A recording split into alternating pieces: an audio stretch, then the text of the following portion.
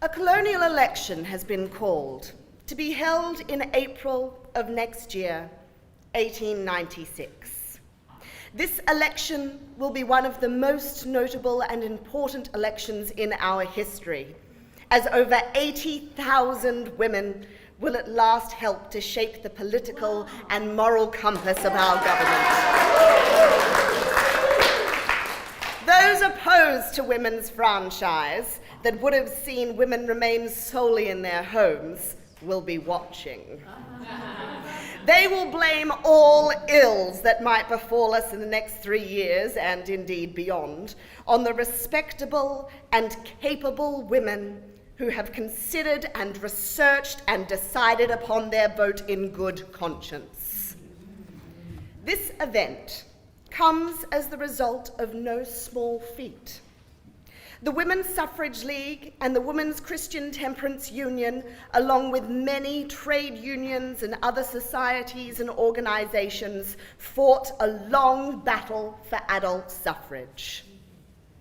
South Australia has long led the way in women's franchise and recognition of women's value and work. It has allowed women property owners the vote in local elections for some 35 years.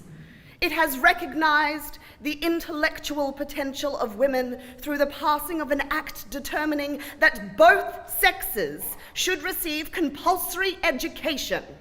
And when Adelaide's University opened its doors in 1876, near half of the enrollment was the so-called fairer sex. And yet, when it came to having the same privileges as our male counterparts, we are instead classed amongst the criminals, the lunatics, the paupers, and the aliens. It was an inconsistency and an insult that could not be borne any longer. The Sisters of Suffrage fought then their battle for the franchise, knowing that this was the time, the place, and the opportunity for equality, that we were in a lucky country that recognized women's worth, and that of an act decrying such was a matter of will, persistence, and time.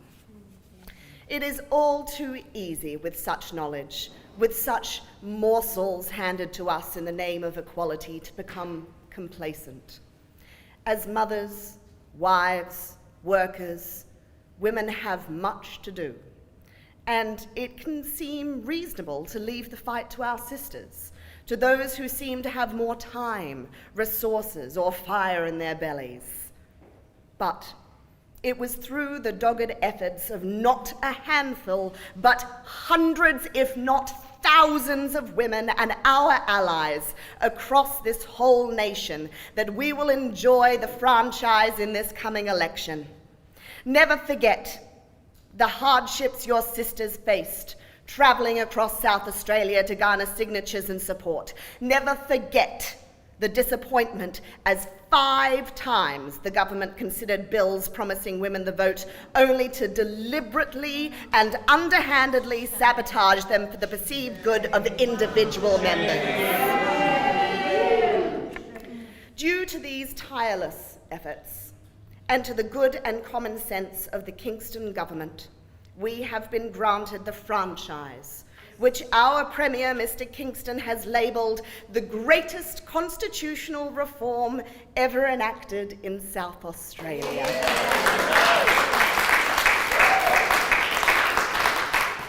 Our thanks go to those whose persistence and ability guided the bill through the various rocks and shoals upon which its enemies sought to wreck it. It should be noted, with great irony, that the amendment intended to scuttle the bill has now allowed us a greater opportunity than even that of our New Zealand sisters. Whilst no woman will stand in this election, each woman has the right to stand, should she so desire. And it is a matter of time before we have the resources to do so, and the public have the sense to elect a woman to government.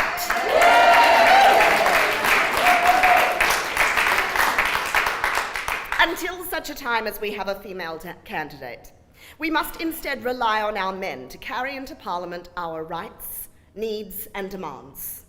It is in this regard I come to you today and implore you all to speak to your candidates and ask how they will carry out your will to government should they be elected. We now have the privilege of franchise, but with that also comes responsibility. It is important to ask ourselves, will this candidate speak for women, speak for the home, for peace and for humanity?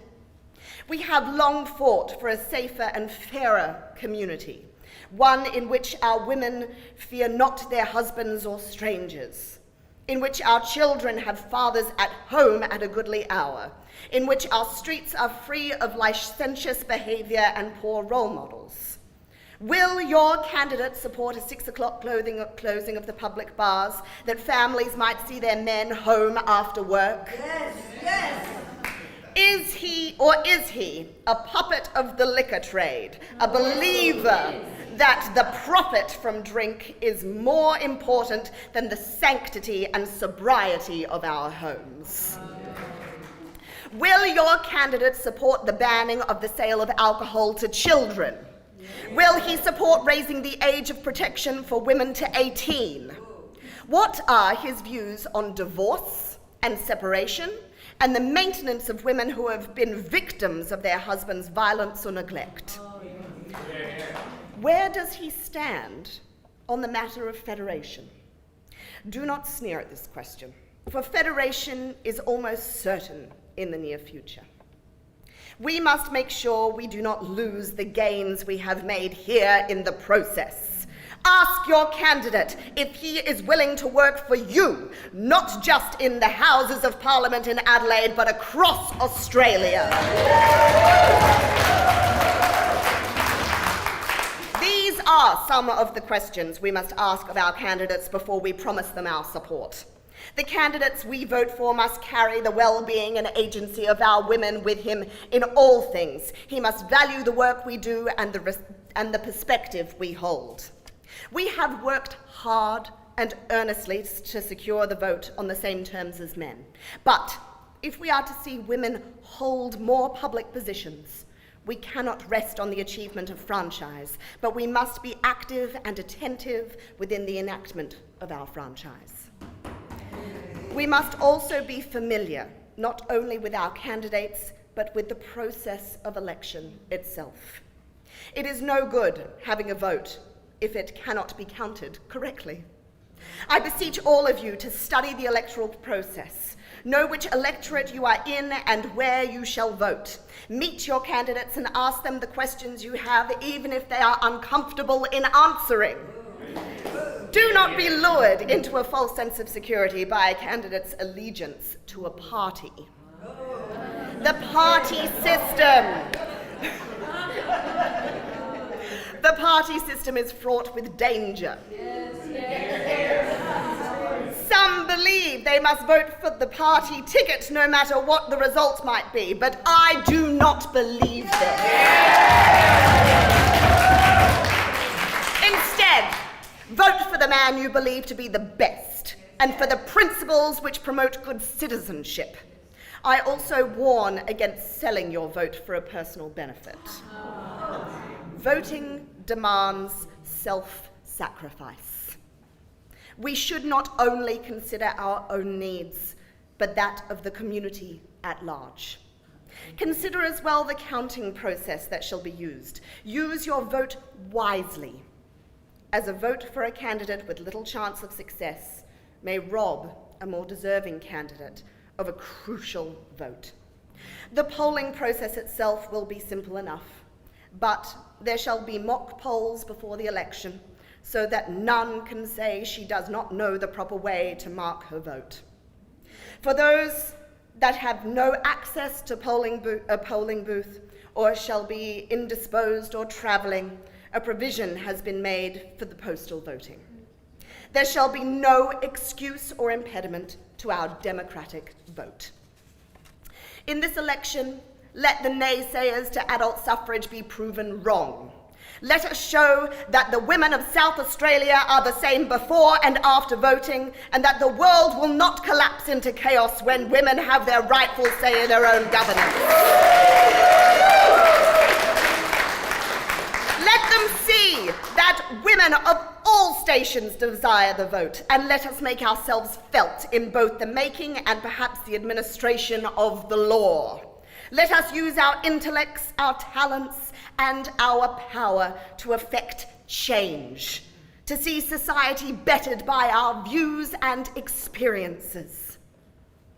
In closing, I leave you with something of myself. I wrote a letter when I was young that I desired nothing more than the will and the power to be useful. There were years I forgot this. I forgot the cause. But through the Women's Christian Temperance Union and the fight for suffrage, I have demonstrated my will and fought for the power to be useful. Some might say I have been useful, that my efforts have been instrumental in finding ourselves here today, facing an election with universal franchise. I would argue that had I not worked and fought, others would have. That I have been nothing but a small part of a larger movement. And though I have seen the Queen sign the Interdeclaration Universal Adult Suffrage for the colony of South Australia, I've only just begun to be useful. With my newfound power and renewed will, I will use my vote for the better, to continue to pursue equality of the sexes and the betterment of all, to fight the ills and evils that persuade our society and pervade our society, and create happy, godly homes that we all might have the will and the power to be useful.